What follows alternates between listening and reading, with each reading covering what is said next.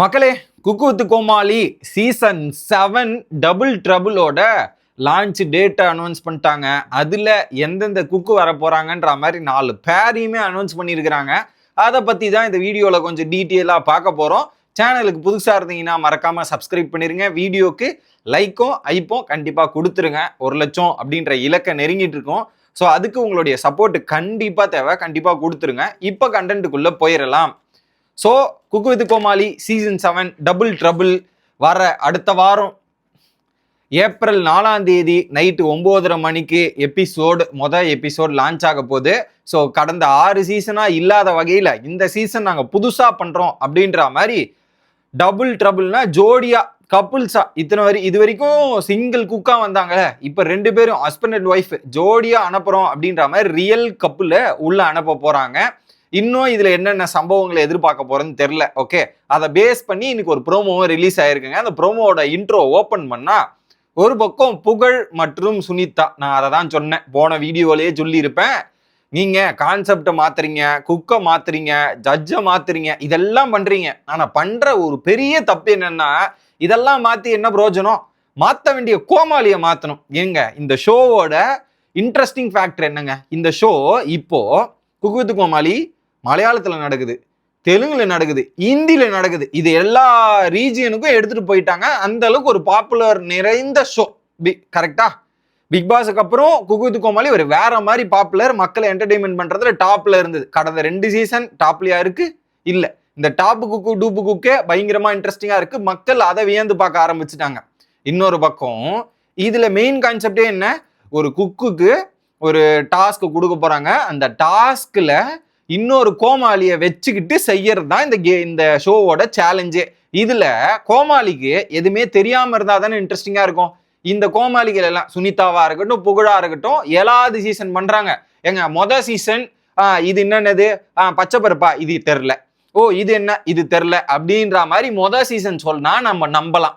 இப்போ 7வது சீசன் அவங்க சொல்லும் போது அதை நம்புற மாதிரியா இருக்கும்.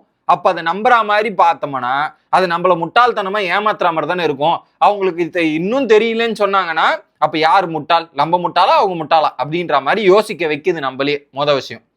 2வது, அப்படி இப்ப தெரியல அப்படின்னு அவங்க பண்ணாங்கன்னா அது அவங்க நடிக்கிற மாதிரி தான் இருக்குமே தவிர்த்து அது ரியலா தெரியாது, ஆர்டிபிஷியலா தான் இருக்கும் அப்படின்றத என்னோட கான்செப்ட். நீங்க ப்ரோமோ விடுங்க, என்ன வேணாலும் விடுங்க, அது எனக்கு பிரச்சனை கிடையாது. ஆனா நீங்க அந்த ப்ரோமோல காட்டுற நபர்களை மாத்திட்டு புதுசா ஒண்ணுமே தெரியாத கோமாளியை எடுத்துட்டு வாங்க. அப்ப கொஞ்சம் இன்ட்ரெஸ்டிங் ஃபேக்டரா இருக்கும் அப்படின்றது தான் நான் நினைக்கிறேன். எத்தனை பேர் இந்த ஒரு பாயிண்ட் நீங்க அக்ரி பண்றீங்கன்னு சொல்லுங்க. ஏன்னா இது ரிப்பீட் மோடா. புகழ் வந்துட்டாருப்பா, புகழ் என்ன பண்ண போறாரு? டைரக்டா போயிட்டு ஏதாவது ஒரு ஹீரோ ஒரு அழகான பொண்ணு வந்துருச்சுன்னா அங்க போயிட்டு புகழ் ஃபிளர்ட் பண்றது. இதுதான் புகழோட கோமாளி. இது என்ன பண்ணுவாரு? வேற என்ன பண்ணுவார் சொல்லுங்க?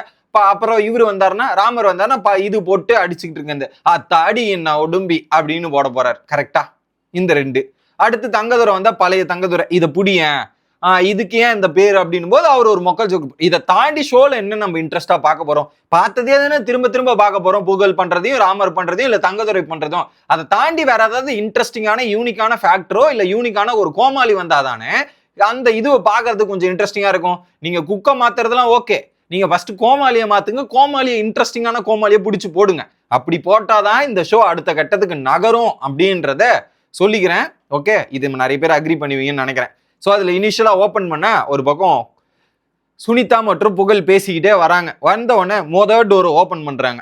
ஒரு டோரை ஓப்பன் பண்ணி போய் பார்த்தா ஒரு பக்கம் அரவிந்த் அண்ட் சங்கீதா, இவங்க 2 பேருமே லவ் பண்ணி தான் கல்யாணம் பண்ணாங்க. ரீசெண்டா அரவிந்த்ன்ற நபர் விஜய் டெலிவிஷன்ல ஒரு சீரியல் பண்றாரு போல இருக்கு. நான் இவங்க 2 பேருமே கனா காணும் காலங்கள் சீசன்ல பார்த்தது, அதனை சீசன் 1ல பார்த்தது நல்லா ஞாபகம் இருக்கு. அதன் மூலியமா தான் இவங்க 2 பேரும் எனக்கு தெரியும். நீங்க சீரியல்ல நிறைய பேர் பார்த்திருப்பீங்க. இவங்க போன உடனே அங்க யாரா அவன் கரடி நுழையிற மாதிரி நுழையிறான் அப்படின்னும் போது பாத்தீங்கன்னா, இல்ல சார் ரூம் மாத்திரி வந்துட்டோம் போல அப்படின்ற மாதிரி சுனிதா கூப்பிட்டு வெளியே போறாங்க. இவங்க 2 பேரும் கப்புள்ஸ் அனௌன்ஸ் பண்ணிட்டாங்க. பட் இவங்க 2 பேருக்குள்ள ஒரு நல்ல அண்டர்ஸ்டாண்டிங், ஒரு நல்ல பாப்புலாரிட்டி இருக்கு. குறிப்பா அந்த அரவிந்துக்கும் சங்கீதாக்கும் ஒரு நல்ல பாப்புலாரிட்டி இருக்கு. இந்த பாப்புலாரிட்டி அவங்களுடைய ஃபேன்ஸை உள்ள எடுத்துன்னு ஷோவை இன்ட்ரெஸ்டிங் ஃபேக்டரா மாத்தணும் அப்படின்ற மாதிரி முயற்சி பண்ணுவாங்கன்னு நினைக்கிறேன். Okay, that was super. ஆனா எனக்கு பிடிச்சிருக்கிறது 2வது ஜோடி தான். ஏன்னா பிக் பாஸ் ஃபாலோ பண்ணதால நமக்கு ஃபன்னு தேவையில்ல. பிக் பாஸ் சீசன் 9 ஒரு பக்கம் மக்கள் பெருவாரியான மக்கள் கிட்ட போய் சேர்ந்தது காரணம் யாருன்னா கானா வினோத். அதுல மாற்று கருத்தே இல்லை. கானா வினோத்தோட என்டர்டெயின்மெண்டா இருக்கட்டும், அவர் போடுற கவுண்டரா இருக்கட்டும், பல பேரை விழுந்து விழுந்து விழுந்து விழுந்து சிரிக்க வச்சுது. இந்த சீசனுக்கு அடிச்சு சொல்றேன், இந்த சீசன் ஹிட் ஆகுது, இந்த சீசன் பயங்கர ரீச் ஆகுதுன்னா அதுக்கு ஒரு முழுக்க முழுக்க காரணமா கானா வினோத் இருப்பார். அவரால மட்டுமே இந்த சீசன் அடுத்த கட்டத்துக்கு நகரும் அப்படின்றதுல எந்த விதமான மாற்று கருத்தும் இல்லை அப்படின்றத நான் சொல்லிக்கிறேன். ஏன்னா அந்த அளவுக்கு அவர்கிட்ட கவுண்டரா இருக்கட்டும், என்டர்டைன்மெண்டா இருக்கும். ஏன்னா கானா வினோத்தோட கவுண்டர் நம்ம என்ஜாய் பண்ண முடியும், மத்தவங்க கவுண்டரா கூட ரிப்பீட் மோட்ல இருக்கும். ஆனா இவர்கிட்ட கவுண்டர் அடிக்கிறது ரொம்ப கஷ்டம்.